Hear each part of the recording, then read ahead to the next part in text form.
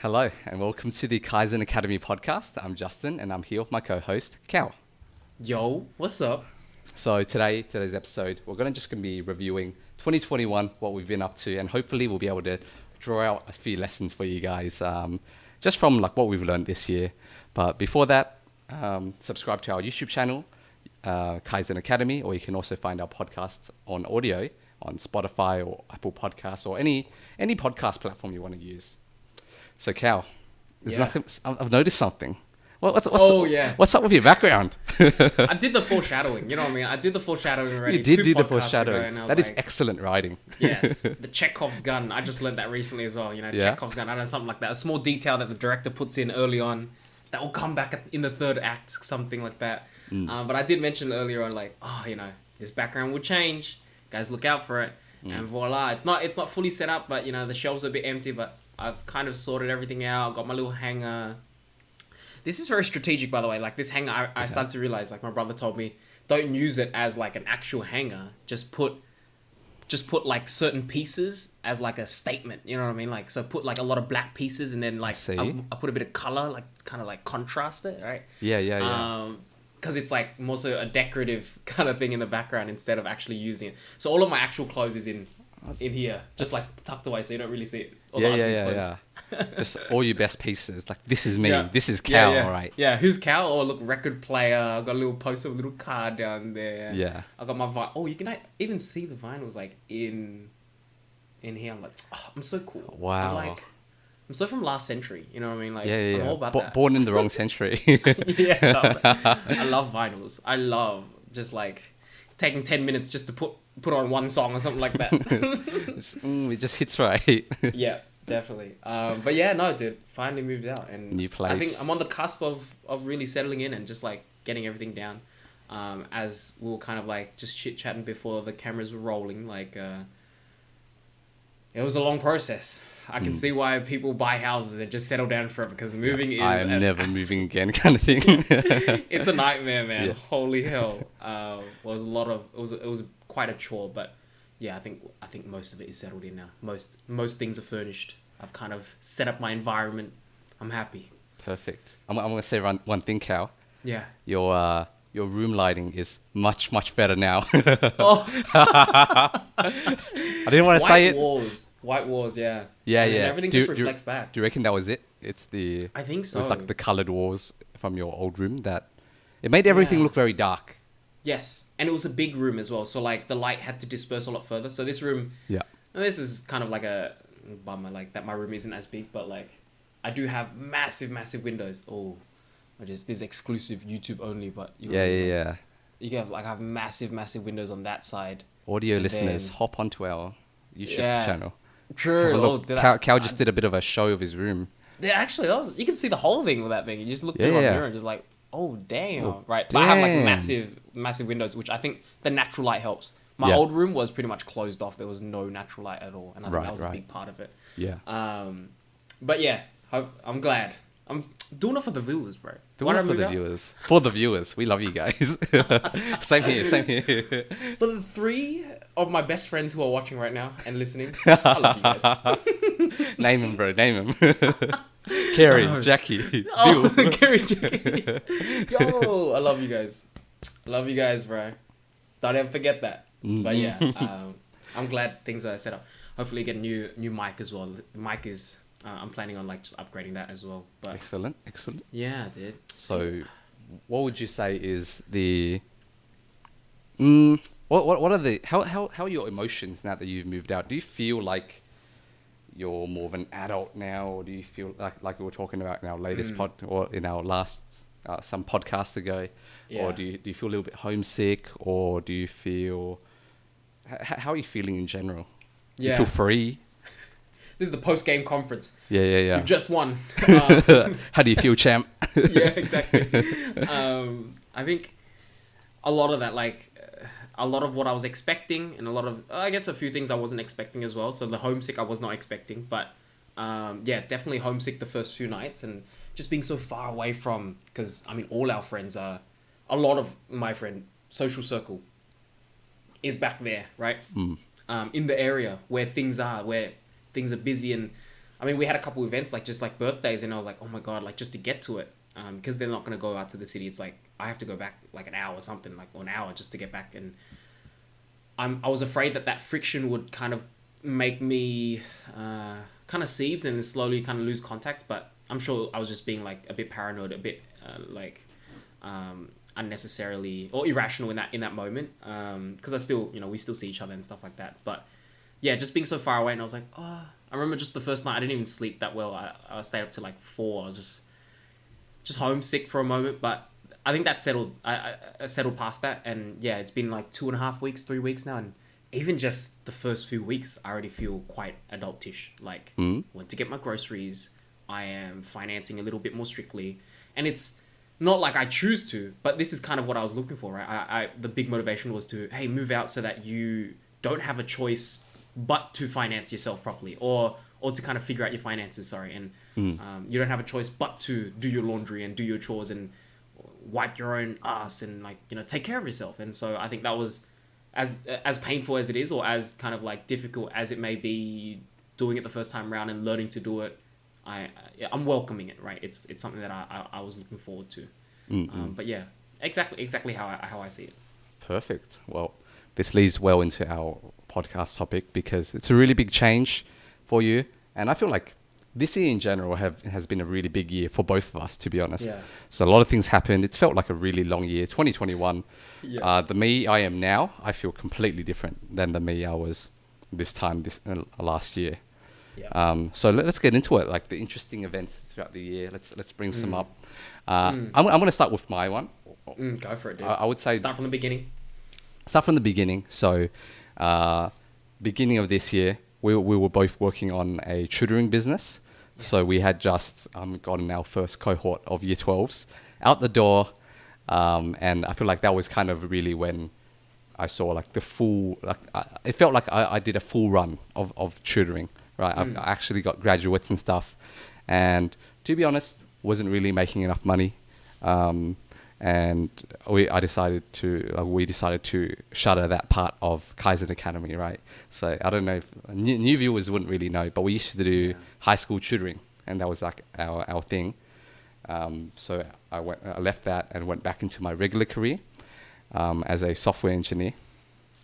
And I really felt like I had to like catch up a little bit because I spent like a year and a half trying to start up a business in a completely different area. So I kind of came out all guns blazing.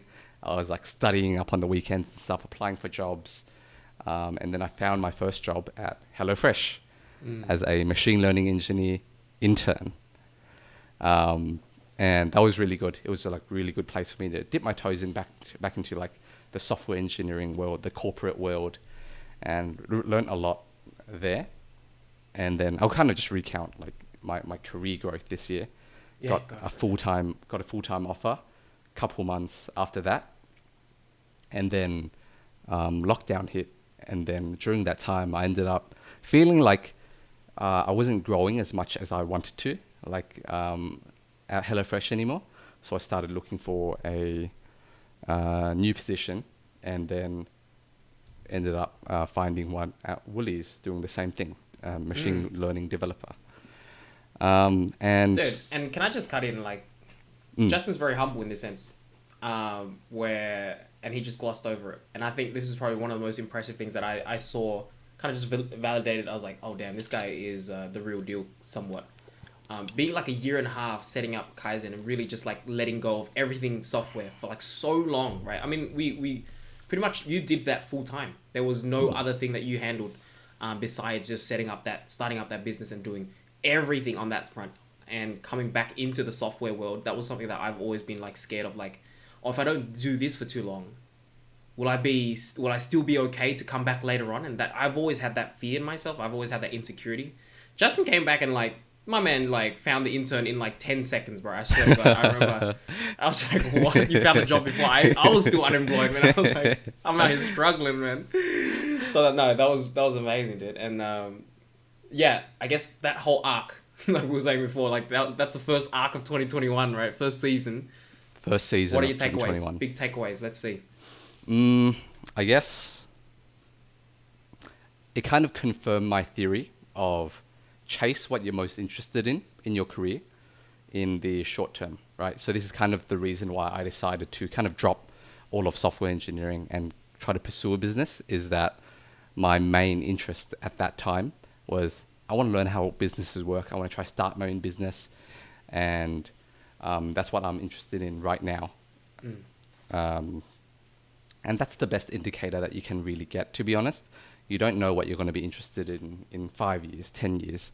So rather than trying to guess that, my strategy that I'm trying to test out, that was kind of, I think Tim Ferriss was the one that kind of gave me that idea, is to just chase what you're most interested in right now with all of, like, everything that you can, right? Don't choose something that you will half-ass. It's like, choose something that you can whole-ass. Yeah. Straight right now. Was that a new word? Yeah. So that was kind of the strategy. I chased what I was most interested in, and the belief is that if I just the momentum, the speed, I guess, the velocity you get from working at what you're most interested in will kind of make up for going in the wrong direction. So even though it's not a straight line to whatever end goal you're gonna get to eventually, you just have a lot of velocity when you learn things, or when you study and work at things that you're interested in right now, instead of it's a trying net to positive. trudge through things. How do you mean? Like, kind of, I guess, because we were talking about this. I was talking about this with Brandon as well the other day over lunch, and it's just like, he was kind of reflecting on how, or one of the things that he's learned just like in going into adulthood was just like the detriment of inaction, I guess. Sometimes we sit around and try to plan out the perfect 10-year plan, or wait for the perfect moment. Okay, I don't want to become one of those inspirational, and I'm really like this guy. I'm not trying to be like, oh, you got to give it your 100, but it's that idea, right? It's that idea that like sitting around and doing niche, as opposed to like just gung ho, like stick with your guns. Yeah, this is something you're into right now. Just freaking send it, man. Like, absolutely send it. And that, like you said, the velocity of just going down the wrong path is still going to be a net positive, and you're still going to have some net movement into the positive direction, as opposed to just sitting around doing nothing and waiting till you found the absolute, like, perfect, like, way to go all the way through. You know what I mean? Just freaking send it, like, left, right. Who cares, right? Yes. Dude, I love that. That's awesome, man. I really like the way you put it just then. It's like, that's exactly what I mean.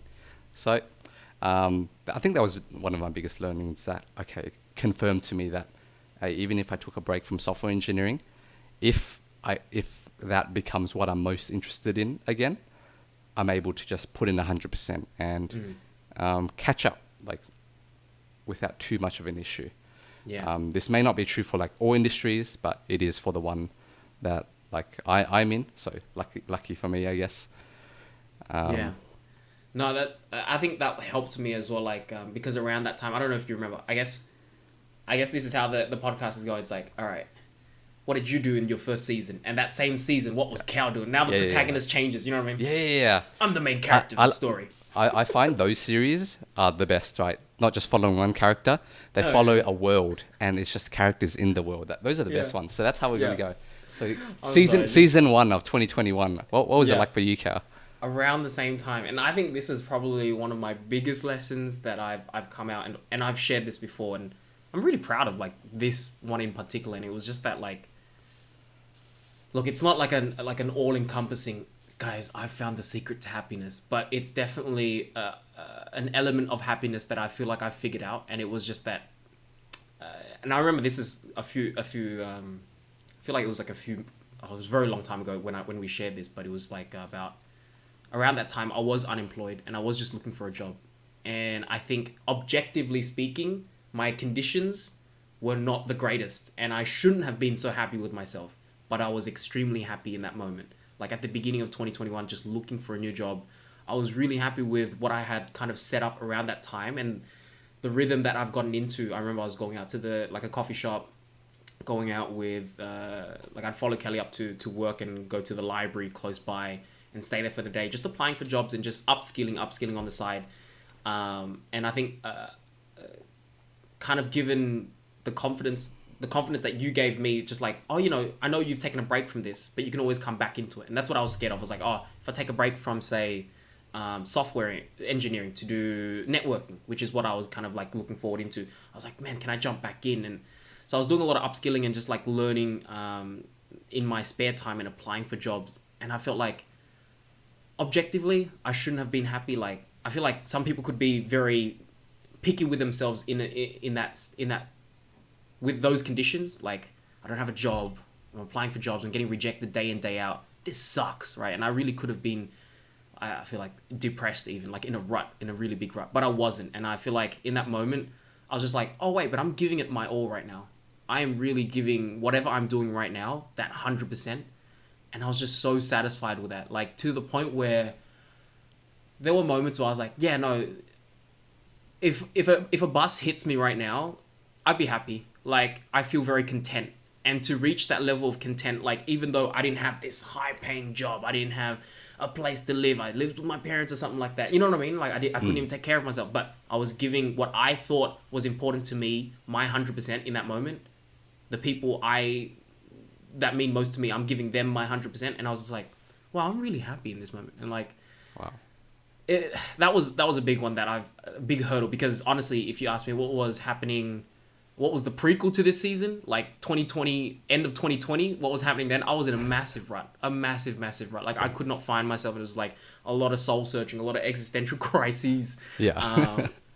And so I was really like surprised that like, oh, the solution of getting out of that rut wasn't that I landed a massive job. It wasn't that like someone's paying me $1 billion. You know what I mean? It wasn't like material conditions. It was just, oh, like, obviously my bare necessities were met and I am taken care of. I'm not like homeless or anything like that. I'm sure that's a huge part of it, right? I have my parents to take care of me and things like that. But I was like, oh, what I'm doing, I guess in terms of my aspirations and ambitions, I'm giving it my all. And I know I'm giving it my all. That's that's everything that it's gonna get. And I'm happy with that. And I can be happy with that. I can rest easy, sleep easy, die easy, even if knock on wood, right? But like, that's kind of thing. You live with like very little regrets. And I don't know, just like, I managed to find myself into that little pocket. And I was just really happy with myself. But yeah, that was kind of like my season 1 before the lockdown hit us again and really threw a wrench and everything. But yeah, straight up. This COVID thing, right? Doesn't go away. Really, really tested me. You know what I mean? Yeah. It was like, yeah, you happy? Yeah, try this one on the side. Like, yeah, you having a good time? Yeah. But yeah, that was a big one for me. So how would you like kind of concisely like say that lesson? How would you package that up? I think it's it's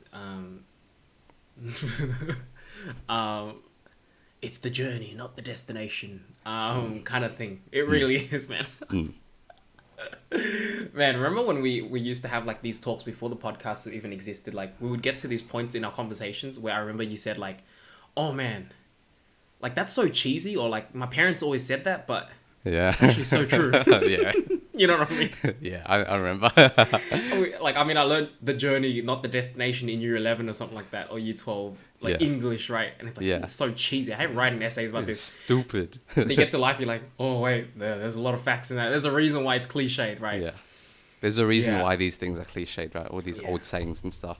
They stand the test of time, man, because they are so universally true. And that's like my experience of the journey, right? Being just so happy with what I had and what I was doing with myself, and finding, oh, you know what though? I think a big part was just finding like that content, or being that feeling of content, like inwards, like just looking inwards, like, oh, hey Cal, you're doing your best, bro.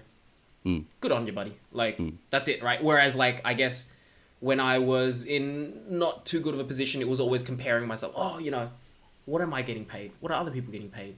Am I making enough money? Like, what are my conditions like this? And like externally, like looking externally. And I mean, these are things that a bajillion philosophers have already mentioned, but that was just like my experience, like my first-hand experience into it. And things like that really resonate with you, right? It really like takes you to another level of like, I guess, another level, to resonate with that on another level, I guess. Definitely. I love that, because like, it's one thing to read about some philosopher saying it, right?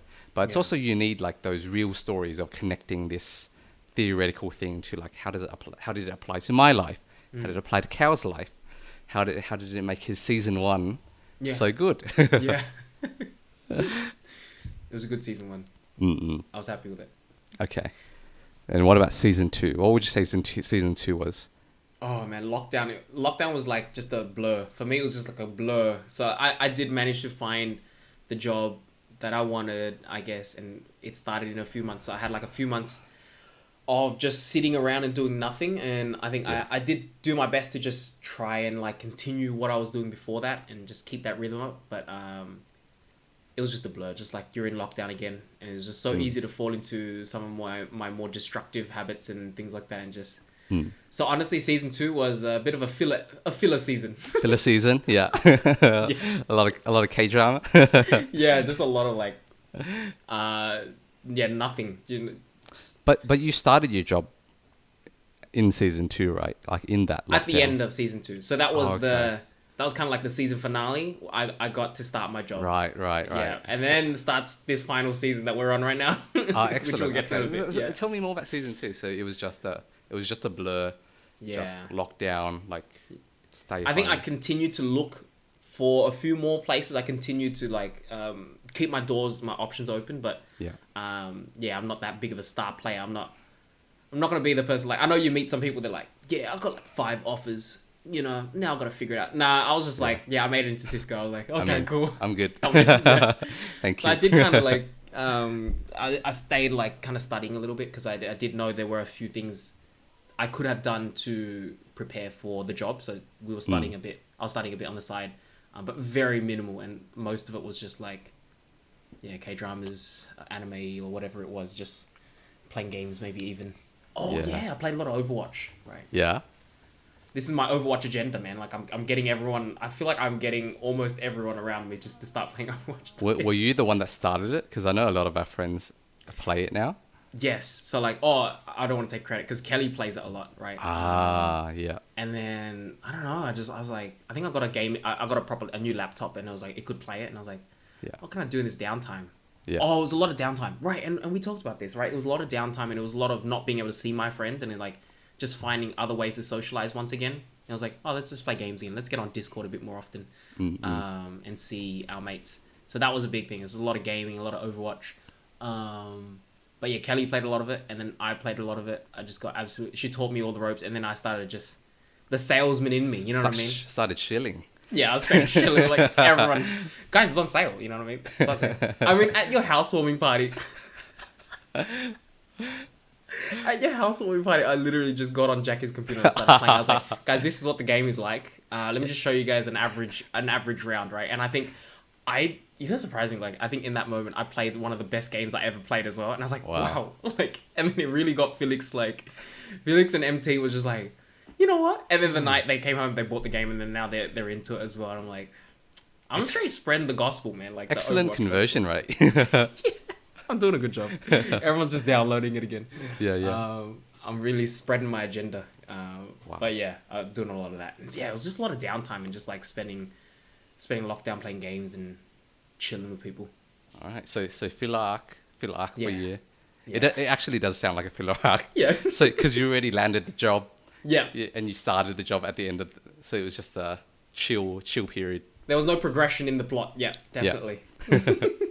Okay, well, season 2 for me, when lockdown hit around May, I think at that point, it was when I started, like, started to feel like I wasn't learning too much.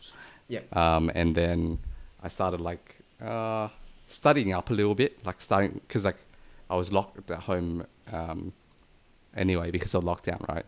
And I'm pretty happy with my response to the lockdowns generally, actually. Every time lockdown hits, I just see it as like a nice little adventure of like, okay, this is just its own little mini game, its own little block of time. Yeah. A microcosm. A little isolated. microcosm. Yeah, it's like, and how best am I going to make use of this time? And then it's a bit of an ego thing, but it's like, okay. It's like it's a bit incel, but the thought that kind of drives a lot of time is like, yeah, well, all these other guys are getting depressed and like watching K-dramas. I'm gonna study and come out better on the other side. It's pretty cringe, but it's like that rock. You know the rock rap right now that's really viral. Yeah. It's about drive. It's about power. Yeah, that's you. That's you. In That every actually lockdown. me. Stay hungry. Yeah, stay hungry, bro. We devour. Oh God, Justin. Hey, sometimes if you use that energy correctly, man, evidently it can be a positive, right? It can be a positive. It did work out quite well. So started like studying up, started doing my leak codes every day, started studying up on my machine learning. I'm pretty good at leak code now. It's finally getting to the point where it's really sticking, even when I take like big breaks from it. Whoa. Because the first time you do it and then you take a break, you forget, and then you do come it back, again. you learn from the ground up again. You learn from the ground up, but It's hard, after you do that a few times, you have a few rounds of that, it starts actually sticking. Spaced repetition, right? So that's kind of what I was doing. And then I started like, when I really started like feeling like, okay, it's time to move on. That was like a little bit into lockdown. I started applying for like jobs and stuff. And by it was basically literally the end of lockdown. I got an offer. Fantastic. And I left, and then a lot started happening after that. That's for the next season. So that was season 2 for me. It was very much a training arc. Training arc. Yeah, exactly. Battling your way up the tower, bro. Battling up my way up the battle tower. There's also I saw this like this thing across Instagram. Oh man, I've been spending a bit too much time on my phone recently, but it was like, if another lockdown comes, I'm just skipping all the hobbies and just going straight to hard drugs or something like that. I was like, oh, okay. Okay. Dude, I'm like on the other end of the spectrum though. For me, it's just like, oh, this is a time for self-care, Cal. Take care of yourself. So like, treat myself like a baby, and then just really do whatever. It's a tough time. You gotta look after yourself. Exactly. I'm on the forgiving side. Maybe a bit too forgiving for myself. But yeah, it's funny. Spent that time like it turned into a filler arc. See, that's the thing. It's like could have been a training arc for myself. Oh, maybe Possibly. I would have enjoyed that, right? Possibly. And I think I look back and I do regret a little bit of it, because no one likes a filler arc. I don't think anyone's been like, yeah, let me see this filler arc real quick. I love the Naruto filler arc. Yeah, I love the 5,000 episodes between that I gotta watch. But at the same time, I feel like I think it's completely valid. Thank you. I didn't want to say it. I didn't want to say it and be self-indulgent. But thank you, Justin. I think it's like you have a sense of what you need at that time. If your like mental is gonna crumble, like self-care is the priority, 100%. But if you're stable enough, if you're blessed enough to like have a family that you can just chill out with, and it's not too big of a deal to be locked down, then maybe you can squeeze in this training arc. No judgment here. No judgment here on this Safe podcast. Space. Safe space. I mean, we had a whole podcast roasting the Grussel, right? So we gotta. Yeah. So you guys know where we stand on this, like obviously, but it's like being in tune with how you feel. Okay, how do you feel, right, about this? And that's up to you. You can't let anyone else kind of tell you about that. Like, no, you should be doing this. You should be like, man, if you're free, you feel like you need that self-care, take it, man, take it. 100%. But yeah, yes, I guess season 2, a bit uneventful. Even the training arc, not a big fan for a lot of people, right? Not a huge fan. Like not too much happened. It was very much a build up to like the next season, right? Which kind of was a big one for me. It's like the last couple months of this year, closing it out. A lot of big changes in my life, huge changes. I started a new job. I moved out, and that's basically it. But those are 2 like really big things. Yeah. So I've started to like learning to cook for myself. I've started to really settle into my new place, and I feel like I've changed as a person as a result as well. I think moving out just does that to you. I just feel more competent. I feel more confident. I feel like I'm more stable as a person. I think it affected. You know what it is? I feel like it affected my self-esteem a lot, and this is a big topic that I wanted to talk about. Actually, it's been on the forefront of my mind all of this year, and it's basically that my confidence has just shot up like all of this year. I don't know why. Yeah, I went back to look at like some of our podcasts last year, and I was like, "Damn, this guy looks depressed, bro." He's a bit timid. Bit timid. That's exactly Yeah. it. That's exactly Gotcha. it. And I don't know. I have periods of my life where I'm more shy, I'm more timid, and like I have other periods of my life where I'm like loud as fuck, and I'm like, Yeah. I'm just an annoying guy, right? Just talk Yapping too away. much. I just yapping Right. yapping away. And I think it comes from how confident I am at the time. But this is kind of the chain that I'm following now. Like this outward confidence, this like willingness to like talk to new people, to like say what's on my mind, to crack jokes, to like, and just in general, like words flow easier is kind of the experiential thing for me. It's like right now I'm just like mouthing off and I don't have to think too much about what I'm saying. It's very easy to just talk. That comes from self-esteem, I think. It's like what you think of yourself, right? And what I've kind of seen is that my self-esteem, I believe, has increased a lot. And that's kind of what I was just touching on just then. I think moving out increased my self-esteem because I can't remember what it was, but like I read a book about self-esteem, and one component of it was self-worth, and the other big component was self-something, but it's basically whether or not you believe that you can do things, right? Yeah. And proving that to yourself. So I think living away from home kind of proved to me that I can be self-sufficient. Even if I'm like alone in this world, I can survive at the very least. Right. Yeah. So I feel like my self-esteem shot up like a little bit because of that. Also, like having a stable job. I'm quite neurotic. So like when we were running like the business and stuff, right, I was constantly like thinking like, oh, like financial troubles this, or like how are we going to solve these problems and stuff. So I think my self-esteem was pretty low at that point. Yeah. Just because I was like so unsure of everything. Whereas now I've got like a stable job and everything. I'm like happy with my job. There's no insecurity, I guess, in that area of my life, that my self-esteem has gone up, and hence like my confidence has also gone up. I'm getting this like I don't know if it ties in, but I'm also getting like just hints of like imposter syndrome. Did you ever get a bit of that, or was that something that you were battling earlier on? Maybe, I don't know. Imposter syndrome, as in right now, or as in like last year? Or like before. Before. Like, I guess the comparison, because I resonate with what you were saying, is just in the sense where I think I had a lot of imposter syndrome going into, say, a new industry, going into sales and things like that. Something I never was aware of, and the first round of it was very rocky.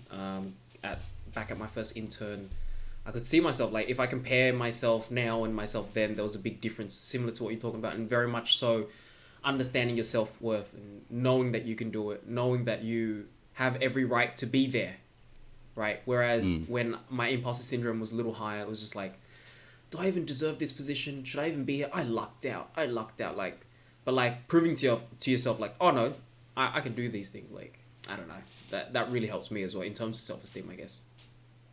To be honest, I can't speak too much to it. Like the label of imposter syndrome has never really resonated too much to me, in that.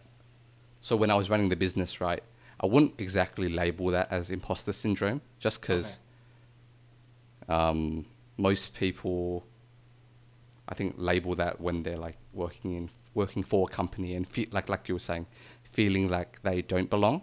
But when you're trying to start a business, I feel like there's not really like anyone. There's no need to sense of belonging. There's no like bigger community. You're not trying to fit in anywhere. You're just like running your own stuff or whatever, right? Right. So it didn't really apply there, and I guess when I went into like software engineering, or like that's your thing. That's like my thing. It's like that's your authority. Yeah, I mean, like, you are the authority. Like I'm really into it. I feel like I'm pretty good at it.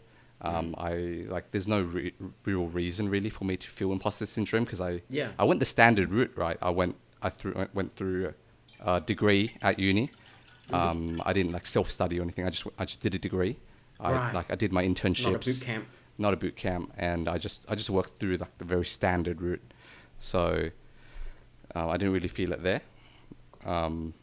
I guess maybe I do feel it whenever I start a new job, but it's like very my response usually when I get into a new job is that I dislike being useless. You know how the first like couple weeks or a couple months you're basically useless, and you're just learning the ropes. I really dislike that. So whenever I start a new job, I just take extra time out of my week, like after work, to just study up on whatever like tech is like relevant to my task right now.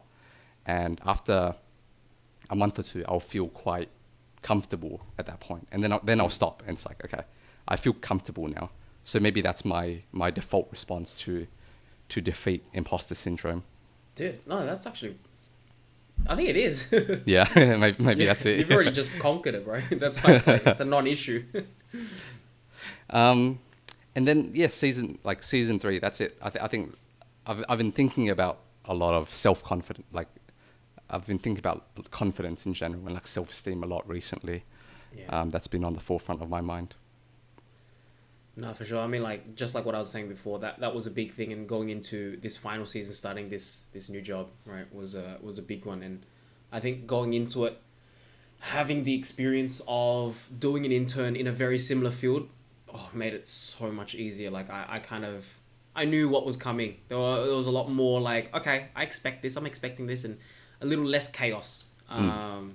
Just straight up, just having the opportunity to have done so many things that transfer over, so having developed so many skills that transfer directly over, was very helpful to kind of get me on the front foot a little bit. And I felt so much more confident. And I mean, when we spoke about like finding the right people as well, like I was a lot more, I guess, social in that sense, like reaching out and like pinging people, trying my best to just like develop these bonds and develop these relationships with my coworkers and stuff like that, and just throwing everything at the wall and seeing what sticks, I guess, in that sense. And I was really happy with that response, and I was really happy how I handled everything so far. We still got another like 6 months ish, 7 months to finish this grad program.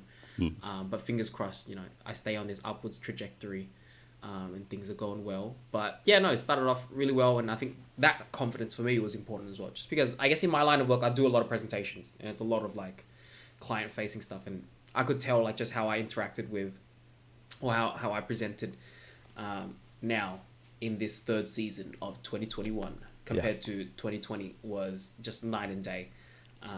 And thanks to all the people from my previous internship, really like showing me the way and like giving me the right feedback, and everything along the way there as well. But yeah, no, it started off really good. What can I say? I guess like really happy with that. I think the biggest takeaway has still been, and this is something I still reflect on now, like even in like just passing conversations with even like Dave, just my roommate, like recently, that kind of came up, was just that like the people you work with is just so important. And I know we had a whole hour of this, but I just want to circle back and just say, yeah, it stands. You know what I mean? Like I'll die on that hill, man. Like it's really huge for me and for so many people that I've met. Like David had a friend over just like the other week, and we were just talking about work, and he was just telling me how he was moving to Brisbane, and he was like, oh yeah, I'm moving for work, but it's like, but at the end of like every time he, like, I asked him why, or kind of like, oh, I'm like, they're probably paying you $1 bajillion, they're probably taking care of you or something like that, and he was just like, oh no, that's not important to me. Like at the end of it, he was just like, I really like my manager, and I really like the people that I work with, and I'm like, that's it. Like that is really the make or break for so many people that I've met with. And it's like, I think Kelly's finding like a lot of rhythm and like a lot of like finding the right wavelength with her co-workers, and I'm finding she's just like flourishing, you know what I mean? Like just coming home from work a lot, even though she works so damn hard, it's just like, it just makes it that bit easier to tolerate or tolerable, when you have people with you. And for myself included, man, I'm a big fan of all my coworkers. I'm a big fan of all of them. Like I am 100% their biggest fan. And they just make it like super worth it. Just like to log in, like to clock in every day. It's like, yeah, whereas I just cannot imagine doing it myself. And I really, just really can't imagine. It's just like, and it's not something that we think about, I guess, by default. By default, it's always like find something you love doing. It's like, no, it's find a manager you love and like some coworkers that you absolutely love as well. The thing that you're doing, definitely in the realm of something you're interested in. It has to be good, right? But the second you find the right people, the right crowd, man, it makes like such a huge difference for me. Super important part of work, eh? Yeah, and I mean, you've started this new place, and you were sharing exactly what I was saying, right? Exactly the same sentiment, right, Justin? Yeah. What I love about my new place is that everyone's very, very smart and very like interested in the same things that I'm interested in, in terms of like technical, like in terms of technical aspects. There's like so many people I can learn from. Everyone's like super switched on, but also I've got a friend. I've got like a friend, like we started at similar-ish times, and then he likes going to the office every day. I like going to the office every day. And then the first time I met him, he was actually like, I saw your podcast. What? So like he randomly watched one of our podcasts. Apparently it just popped up at some point. So maybe we'll see this. Guy. Yeah. But it's so cool. It's like you just come in, like we'll grab lunch together. We'll like talk some shit. It's like, and we're just on the same wavelength. So you need those kinds of friends at your workplaces, I think.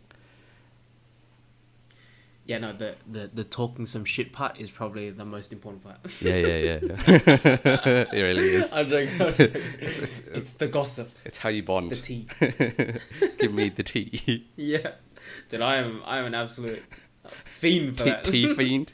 Yeah, a bit. What was that? Oh, I heard some goss. Some rumors running around? Let me in, guys. Let me in. What's going on? I'm all about that. I'm terrible. I'm terrible because of that. But no rumors going around. Maybe it's time to stir the pot a little bit. I heard. Do you know he said this, man? He said this. Oh my god. No, I'm joking. Cao doesn't talk shit that I know of. Oh, mate. No, I'm joking. But yeah, that's so important, right? Just one thing having someone to vent to. One thing I wanted to ask was, throughout these 3 seasons, what were the topics that were floating around on your mind? Because I feel like at any one time, there's probably 5-6 topics that are floating around your mind, right? That you're just thinking about. You're not thinking about like 20 billion things. This is just a small subset of things that are interesting to you. So season 1, you were looking for a grad role. What were the topics that were floating around in your mind? And I guess I mentioned it as we were kind of going through it as well. And that was just like kind of learning to find, I don't want to use the word happiness too much, but I'll use it very lightly here. Like inwards, like an intrinsic happiness for myself that I could be like content with what I had and learning to be content with what I had.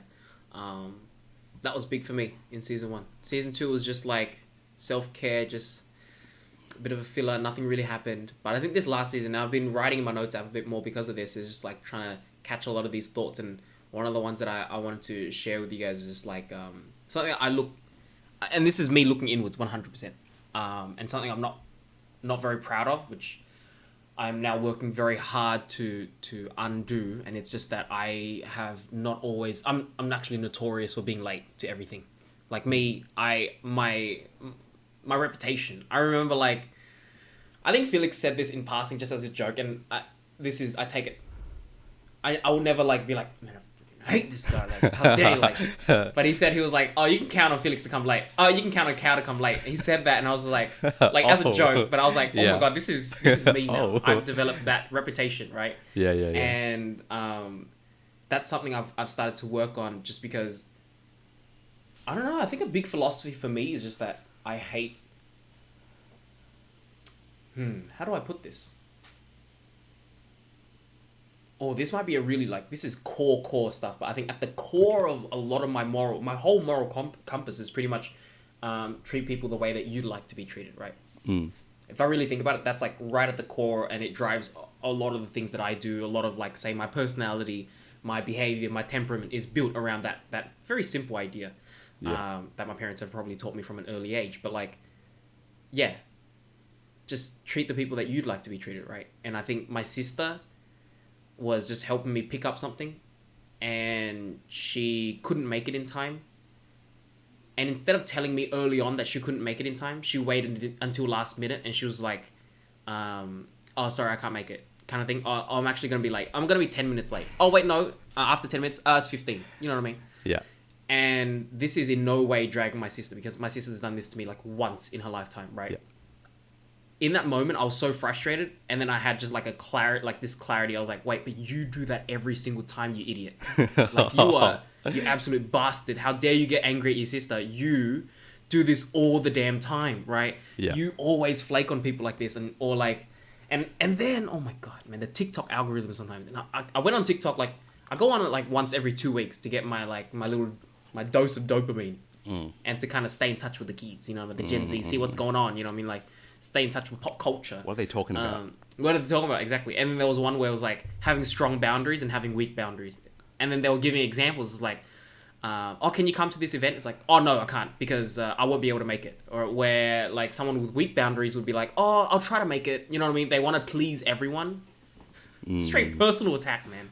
That's me. Like, you know what I mean? Right. Okay. And it's counterintuitive. It's irrational. It makes no sense, because you try to please everyone, you end up pleasing no one. You end up annoying everyone instead. Whereas you say have strong boundaries and you say no more often. And this is the other thing, because I'm listening to Essentialism again. This is my second time around again. Great book. I think it's a heavy book the first time around, but I think second time around, and it's all about saying no. It's all about cutting out things in your life, right? In the same sense, it's learning to say no is hard for me. Like, because I'd love to just make you feel happy, but obviously that initial part to say, yeah, I'd love to come, and then if you can't actually follow through, it's a negative now, right? You're being a terrible friend. And so it's actually, people respect you a lot more if you can outright say, oh wait, my schedule's like this, I can't actually make it, right? Which is something I'm learning so hard right now to like do, and I'm unlearning a lot of my terrible kind of habits that developed me this reputation, because a lot of people do know me for just being late. Like, oh, there's a party, he's gonna be like 30 minutes late, an hour late, or something like that. Yeah. I was always fashionably late. Yeah. And I hate that was my reputation, or is my reputation. Yeah. And it is so hard to get people to think, wait guys, I've changed, I'm punctual now. You know what I mean? Yeah. Like, I'm still working on it. I'm not perfect, but I feel like I'm a lot more punctual these days, but the impression is still there, right? Yeah. You've got years of reputation to wipe off, right? Exactly. It's not going to change overnight. And that's the thing. When I started my new job, I made the initiative. Okay, you are not going to catch me like even like 10 seconds late. If a meeting starts at this time, I'm in the waiting room just sitting by myself, like just chilling, right? And I'd rather do that from here on out. Like, that's me, right? And I want to develop that reputation. I want people to know me for being punctual and things like that. And I love that. I have a feeling you have some thoughts on this. Just I do have some thoughts. I'm gonna talk some shit right now. I've got a friend like that is that to a T, right? I think the way you've described it, the strong boundaries versus weak boundaries, is such a good way to think about it. Because like, I don't know, for me, maybe it's also like the reason I get annoyed at it. Because so this friend does exactly the same thing. We'll very enthusiastically agree to attend like events or whatever. But then they'll always end up late, or they'll end up flaking, or just generally like not very reliable. And that's, I think I'm someone who has strong boundaries, and like I really care about being punctual or like being organized and whatever. So it really gets on my nerves. And I guess that's something that I'll need to just think about as well, is that like being understanding of like, understanding where that comes from. It's like, okay, it's not so much it's like, deeper than that. It's really deeper than that. And it's, it's not like I don't respect, I think this is kind of the thought in my head. It's like, I don't respect you, therefore I'm not going to turn up on late on time. Or like, I don't respect your time, so I'm just going to flake, right? That's kind of, I mean, that's terrible. I mean, your friend has so much respect for you, and I think a lot of it happens subconsciously. A lot of it happens out of like in a moment of thoughtlessness. And I'm just speaking from experience, so I apologize if he hears this and he's like, wow, how dare you assume all these things and just project all of your issues onto me, like I am a totally different person. I'm very sorry. But that's the thing, right? For me, it's like, it's moments of thoughtlessness, not being mindful, because and that's, it comes back, and this is why I've kind of been aware of it, because I do respect these people, and I've been kept in check where it's like, hey, you don't respect my time. Is this why you're doing this to me? And it's like, oh crap, I do respect your time, and this is how you see it. No, okay, I really need to change this in myself, like, and start doing better. And I do this. And Kelly's the one that keeps me in check, and I feel really bad sometimes. Like, where like I'll be like, oh, I'll just say like 15 minutes, when in reality I know it's 30. But I'm scared of like, you know what I mean? I'm scared of like. He does exactly the same thing. We're Yeah. talking about this one. I feel like you and him would get along very well in this. Yeah. You would bond over this. Yeah. He'll say like, I'm 5 minutes away. Yeah. He hasn't even parked yet. Like, he's like on driving, still needs to park, and then Yeah. like walk out and like get somewhere. Exactly. I'm 5 minutes away. Wait, let's just pause for a moment. Yeah. Why do I say like why would he say that, right? Okay. So What from are your thoughts on that? from listening now, it seems like, again, like weak boundaries versus strong boundaries. It's like, I don't want to let the thought is probably, I don't want to let you down, or like it's probably conflict aversion as well. Yes. Those are the two main ones that I would think someone would say something like that. Dude, same. And I think like that big part of, oh, I don't want to be a disappointment.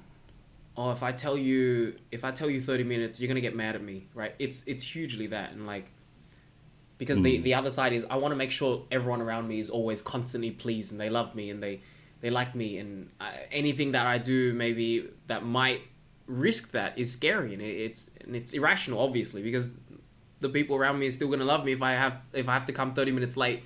It just like it is what it is. You just got to learn to be more upfront. So I wrote in my notes app, like I had the notes, and it was just like, hey Cal, these are things that you don't like. Wait, let me just see. Where are the things that I don't like? Why is my... Oh, right, sorry. Oh. Yeah, so I was like, okay, you don't like it when people aren't punctual and honest about their punctuality. If you're going to be late, just be upfront. Don't beat around the bush and keep people hanging like that. And I wrote that immediately after my sister did exactly what I do to people to myself. And I was like, oh crap, I hate that, right? Yeah. I hate like being treated like that. So let me treat the people around me with the same level of respect, or the same level that I'd like to be treated right. Yeah. My sister, like I said, once again, not dragging my sister, she did this like once, right? Yeah. But like, it's just a good example. Like, yes. Yeah. And it was the moment of clarity that I needed. It was kind of like the karma coming around and really just showing me how I act, how I behave, and keeping me in check in that moment. And yeah, I had to write that down. I was just like, okay, this is something I need to internalize. I need to like really pay attention to and work on. Yeah. So that was one of the big lessons of this year. Yeah. Oh, wow. That is a good point. I feel like definitely something to think about. Sorry. All right, let's move on. No, that's right. Oh, and I had another one actually. And this is the second part of my notes app. And I guess as I'll unpack this one as well. I thought, just wanted to keep the space open in case you had something you want to throw in. But like, No. The second one was, I just wrote, and a couple of reasons, I opened my notes up again. Yeah. I wrote in here, and this is probably something I need to get diagnosed properly for, Yeah. but see, I've been on Instagram a lot. Okay, the context is, see, even how I'm, oh my gosh. Yeah. Even how I am describing this story. Cal, focus. Okay, Cal, focus. Okay, I'm focused. Okay, first of all, the context is that like I've been on Instagram quite a bit, and like the algorithm keeps showing me, oh, if this is you, you have ADHD. Yeah. If this is you, or ADHD people do this. The ADHD urge to tell you a 10-hour context just to get to the point of my story. That was literally me just now. Like I was trying to. You found ADHD TikTok. Yeah. Or maybe it found me because it figured out that I do have it, right? Yeah. And so I've been self-diagnosing. Yeah. And obviously I want to take everything with a grain of salt, and I want to go diagnose myself properly. Yeah. Hopefully soon when things open up and I'm a bit more comfortable to go out there, go to a GP or a specialist or something like that. But I wrote in my notes down and I was like, I think I have ADHD. And the first thing she says, be hard to focus sometimes. That's all. I think I was just struggling to like pay attention to some class, and I was like, ooh, damn, it'd be hard to focus. Yeah. And then it's like, I be hyper fixating on shit. Like new hobbies. Like I just find an obsession, and I kind of just, and especially, and people as well. I find a new person, I just like hyper focus, I obsess, right? Oh, okay. And kind of like, and these are all the things that I saw on Instagram. On Instagram, it's like, hey, this is ADHD. These are symptoms of ADHD. If you do this, like, yeah. And I was like, oh my gosh, what is this? And I didn't want it to be like horoscopes. You know, I didn't want it to be like, oh my god, that is so me. Like, I'm such a Pisces. That is such Pisces energy. Oh, Mercury is in retrograde right now. And then the other thing that stuck out to me was just like, I was thinking about like my music taste and music is a huge thing for us, and hence why we always have an agenda right at the end. We always want to push an agenda. Hey guys, listen to this song, right? This song's kind of cool. Every single podcast, but I always gravitate towards music that is extremely busy. So like I listen to a lot of my songs back, and I'm like, the songs that I really love, there's like a layer of vocals, and then there's 10 other layers of like backing vocals, and there's like 10 other layers of instrumentals, and it's just this instrumental, that instrumental. And whenever I listen to music, I'm always like kind of hearing, hey, what's that little drum doing in the back, or what's that little like freaking cowbell doing in the back. I'm really like, I fixate on things like that. And a lot of the music that I like tend to be really busy, really intense, like K-pop being one of the ones that is just like so overboard, what's just sensory overload. Exactly, right? And like a lot of slow music, which when the time comes, sometimes I do enjoy, definitely like slower R&B, I do love like once in a while, but I find myself getting bored like halfway through the song. I'm like, okay, and what? Like, are you gonna do some crazy shit now? Like, you know what I mean? And I was like so embarrassed with myself. I'm like, oh my god, like that's my music taste. It's like, is that ADHD, man? Like, interesting. Yeah. So this is me self-diagnosing so far. I've been trying to just like keep tabs on like what sticks out to me. Right. Definitely the hard to focus is the biggest one, and I don't know. We'll see. In 2022, we'll come back next time. Maybe I'll get diagnosed. We'll loop back around. Tell the podcast listeners. Yeah, we'll circle back on this. Yeah. Put a pin in this. But very interesting. Yeah. Is this a new thought? Or because I feel like a lot of times when we're going through high school or going through uni, when we're not doing well, we'll think, maybe I have ADHD. Yes. Has this been a recurring thought like throughout your years, and it's finally time to get it checked up? I think one of the things that convinced me of it, and it convinced me of like, oh, it might not just be like me making an excuse every single time that the going gets tough. Yeah. It was that I read how a lot of people who do develop this and it goes on undiagnosed, they learn to live with it. Yeah. And so when life gets stressful, they haven't actually found the means to really handle everything. They can handle it like on a day-to-day basis when things are more chill, when things are more in control. But the second I throw a bit of chaos in, you won't be able to handle any of that stuff, right? Really? Or when it gets a bit too much. So I feel like there are definitely moments throughout my life where I'm like, oh yeah, maybe I do. Like, I mean, if I start to read back all of my reports from kindergarten all the way to year like 10, I think every single subject, every single teacher was literally just, yeah, he's a bright kid, but he talks too much. Or he's a bright kid, but gets distracted too much. Right. And I think after like a decade of having that in my report card and just like dismissing it, it's like, oh, it's probably because I had too much sugar. I don't know. Like, oh, it's whatever. Yeah. I'm like, oh wait, maybe I am on the spectrum. And it is. That's the other thing. It's like you can be on the spectrum, right? And maybe I should check this out. And I mean, David, I was sitting with David the other day. Yeah. I think David is also comes from a very similar like background, and we were just like, yeah, we should probably just go get checked out. I could get it checked out. Me and my roommate, just get it professionally checked out, man, and see how it goes. Like that's the thing. It's like we've learned ways to work around it, and we sometimes have to work like 10 times harder just to work around it. But like, I'm like wondering, solve the issue. Like, yeah, maybe I can solve the issue at the source. Yeah. Exactly. But it could be that I come back next time and it's like, guys, it was actually all in my head. Yeah. I made it up. Don't let Instagram, don't let TikTok get to, don't take those posts too seriously. It was just like a horoscope. Yeah.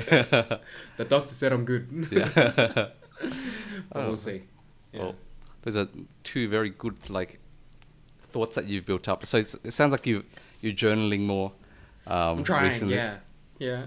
That's definitely something I want to get back into, like next year, is that I was in a really good habit of like externalizing all of my thoughts, right? Like as soon as a thought pops up, jot it down. As soon as a task pops up, jot it down. I've been very lazy with that recently, but that's something I want to get back into next year. But just to kind of build on that, do you have any idea what kind of goals you have next year? I won't put too much structure. It can be specific goals. It can be just a theme in general that you want for next year. What are you looking forward to, man? Ooh, I think there are a lot of changes that we've made in this final season, right? And I think the first thing is to find rhythm again, to find schedule or find like a routine again. Okay, get used to living away. I haven't. I guess moving out for me was like a bit. I'm like a few steps behind, so I'm still settling in. So I think the big thing for me, say for the next few months, is like finding a routine, finding rhythm again, getting into the groove of things. Luckily for me, I have structure to lean onto. I have this grad program to lean back onto. It's like, okay, what do I actually need to do? Yeah, there are very concrete like assessments that I need to be studying for and working hard towards. So I think honestly, being blessed enough with that structure, I'm just gonna focus on that. And like you were saying before, just give it my 100. Like, who knows? Like, what is my 5-year plan? I don't 100% know. It does this grad program play into it? I can't tell the future. But what I do know is this thing right now, I'm just gonna absolutely send it and see where it goes. And obviously, graduating this grad program, getting to the end, and maybe signing a new contract or whatever it is. Like, fingers crossed, right? That's kind of the goal. Perfect. And what about yourself, Justin? What do we see on the horizon? For me, more of the same. To be honest, I'm quite happy with like generally where I'm at. I've already settled in, so I have a good idea of what my life looks like, while being moved out. So continue like working at my job, continue working my hobbies. So on that's one thing actually. I've been trying to balance 3 different hobbies. It's too much. I've decided to drop one. So I'm dropping What singing. was it? So it's Brazilian Jiu-Jitsu, dancing and singing were the 3. Yep. So I love singing, I love karaoke, but I'm dropping it because it's not social at all. And that's the main reason. It's just because it's not social. Like Dancing is dancing a is lot more. Yeah, because you go to a it's like class. It's a class, like have a chat, kind of thing. BJJ, same thing. Like you go to a class, have a chat afterwards or whatever. And at this point in my life, I feel like, I've got to start doubling up on things. I can no longer do things like I can't do things for the sake of just doing it. It's like it's hard hanging out with a friend, just to like hang out. There usually needs to be like a second reason. Okay. Maybe that's a bad example, but it's just getting harder. Indulge me. What do you mean? Are you running out of time? Do you feel like life is getting a bit more hectic, kind of thing? Yeah, running out of time. I think running out of focus is more the one I'm worried about. Yeah. It's that I now have a lot of things that I want to balance and I want to do well at. And in my mind, it's, okay, you either do a lot of things poorly or you do a few things well. Just like the whole premise of essentialism, right? Yeah. So a lot of times, like, just say when, like right now, like a big focus for me next year as well is that I want to be more social, but I've got to be very specific in terms of what I want out of like my friendships. It's like, it's not just a general, I want to meet as many people as possible nowadays. Like it was when I first started uni, right? Nowadays, it's more like, okay, I need to double up making friends with a hobby as well. We talked about this when I think we touched on essentialism a while back, right? And it was like explore wide, and then once you figure out what it is early on, then you zone in, right? And I think we've gotten to points in our lives where we're probably starting to zone in, right? Starting to zone in a little bit, yeah. Yes, so things are more focused, things are more deliberate, even in your social life. I get that, man. I totally get that. So that's me for next year. So sounds like it's been a big year for the two of us. Man, yeah. I saw this other thing. I'm sorry. I'm chronically on the internet. So Yeah, I just see things and I'm like, hey guys, I'd like to share this tweet that I saw. But they was just saying like how like this year felt like 5 seconds, but that 5 seconds felt like 20 years. I kind of resonated with me. I'm like, this kind of... Is it right? It went by. It's already December, but then it's like, wait, no. It was a long year. Wait, but it felt fast. Yeah. It's hard to really pinpoint it, right? And that, it's a lot. I'm sure everyone's been through quite a lot this year. Well, thank you for the podcast, Cal. Let's finish up with our song recommendations. Exactly. So what have you got for us today? I think this is making its rounds, but I wouldn't even know which genre to kind of put this. It's a song called Only by a Korean artist, LeeHi. It's more like the Korean R&B. I'd say like R&B, kind of like this new... There's definitely a wave of like city pop that's kind of like coming through as well. But yeah, it's just like a really nice chill song. Yeah. Great singer, I think. Very digestible. Anyone can get into it. Perfect. Check it out. Korean music's great. I love Korean Legit. music. Yeah. Straight up. I'm starting to explore beyond K-pop now. It's just, Ooh. Like, example. I can't give an example. You've called me out, Cal. Oh, like the R&B that I've been listening to. I know what you mean though. Yeah. Because when we say K-pop, it's like such a monolithic term. Anything can be considered K-pop, but if you really kind of start to dissect it, there is technically what that pop is, and then I feel like a lot of what you listen to probably isn't even K-pop without you even knowing. It's actually K something else, right? It's just like the Korean version of this other genre. Yeah, it's like Korean hip hop. That will be my next song recommendation. I'll actually get one that I've been listening to recently. Yeah. I just can't Yeah, remember. for sure. I can't remember his name. Apologies for putting you on the spot. Yeah, all good. Fake fan. Oh, I knew it. What I've been listening to recently actually is I've been obsessed with Loco by Itzy. So K-pop, for real. Yeah, just regular K-pop. Just real deal. Yeah, dude. There's one girl in Itzy that I'm like, holy shit, she's so pretty. Ooh, Her name carefully. is Yeji. Okay, cool. Yep. Yeah. Fantastic. I love. Absolutely. I think she might be my favorite as well. Yeah. If we say, oh, I take that back. Maybe I'm a big fan of Leah as well. Yeah. Are you familiar? No, not really. I just really like Yeji. Yeji just looks so exotic sometimes. She's It's very like the exotic. monolids. Yeah. Right? She's so pretty. You know so what she pretty. reminds me of? Like you know, there's like ancient like Chinese or like just ancient Asian, like the I night. hope we're not being like straight racist. Like just the nine. I just realized that I called it exotic. That is, I don't know. Who cares? Keep on. It's like the nine-tailed fox. She gives me that vibe. Yes, I get that vibe as well. Yeah. Like Chinese, like classical Chinese art, like Yeah, that kind of yeah. culture back then. I know what you mean. Exactly. So Yes. I don't know, bro. But yeah, that's been me. I Borderline furry. No, I'm kidding. yeah, No. actually a bit of a furry. I did a dance class actually, like to this Oh, this song. to this song. It was great. I love the dance. Whenever I go to one of the K-pop classes, I feel so out of place because it's straight up all girls, and it's just a certain vibe. It's like it feels like I'm sure this is all in my head, but I feel unwelcome. I don't feel included. Imposter syndrome. It might be imposter syndrome. We'll see how it goes. But It feels like you don't belong, but you do belong, man. maybe Know your self-worth. Come on, bro. maybe You are actually not a don't fake belong. fan. I don't know, but I'll figure it out. I'll get back to Yeah. you guys. All right, thank you everyone for listening today. Thank you, Cal, for this great chat. Appreciate And the reflection, bro. we'll see you guys next time. Bye bye.